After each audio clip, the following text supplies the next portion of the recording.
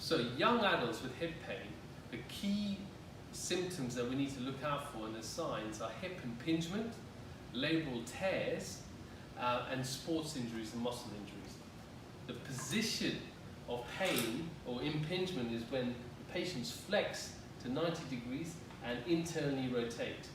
There may also be structural problems in the femur with retroversion, where the hip points backwards, which can also cause impingement.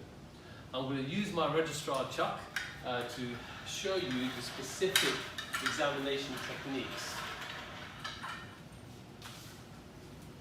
First thing to say is that the patient should be lying flat if possible on the couch, and I appreciate in older patients that may not be possible, or patients with back problems.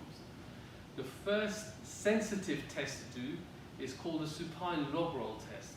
So say if it's the right hip that we're examining, simply with the patient lying flat or slightly tilted, roll his leg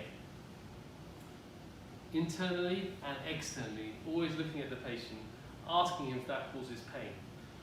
That's a very sensitive test for severe disease. So if patients are complaining of pain by doing simply that maneuver, you know there's significant pathology going on. A sensitive test for milder disease is a resisted straight leg raise test. Here you ask the patient to lift the leg up with the knee straight, please, and then push down on the thigh against resistance. Again, looking at the patient's face. Thank you. This test identifies patients with milder disease because the joint reaction force in a resisted straight leg raise is 3 to 4 times when you walk normally. So patients that have milder arthritis or early stages of avascular necrosis, or indeed even hip impingement, they start complaining of pain on that test. The next thing to do is assess the patient's active flexion. By this, you ask the patient to bring the knee towards your chest, and you can see here the Chuck has got to about 90 degrees. In this position, you take his leg and use the tibia like a protractor almost, and assess his internal rotation. So you look facing his foot, this is 0, and Chuck has got almost about 45 degrees of internal rotation. Go back to neutral, and then you check external rotation, and he's got limited external rotation of only about 20 degrees. Always look at the patient's face if you can to see if he's grimacing with pain, because sometimes patients don't complain of pain, but they are in pain. So, put the leg back down. He has a slightly asymmetrical rotational profile with 45 degrees of internal rotation and 20 degrees of external rotation. Now for you, what that means is if there's no pain, there's nothing really to worry about. But if he starts complaining of pain at the end range of motion, then that means that he may have early disease. The next thing to do is the hip impingement test, where again, you flex the hip up to 90 degrees. You already know that you could internally rotate to 45 and that didn't cause pain.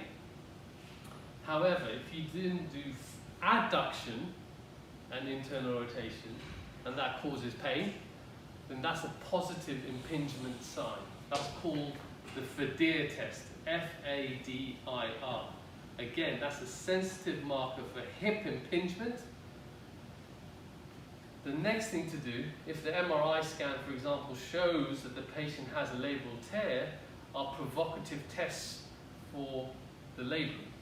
And here, you do flexion, abduction, external rotation, and then you go into adduction and extension. So that maneuver once again, flexion, abduction, external rotation, goes into flexion, adduction, and extension. That, if you have a look here, imagine the labrum is here. You're essentially trying to irritate the labrum and see if that induces pain.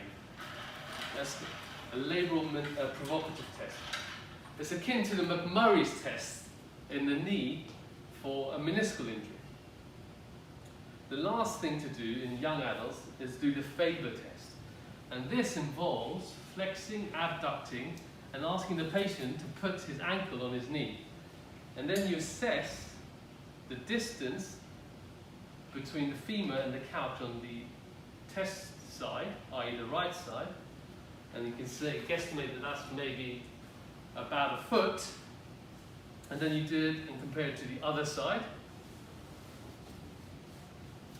and that's pretty much symmetrical. He has stiff hips, as we can see, because he has less external rotation compared to internal rotation.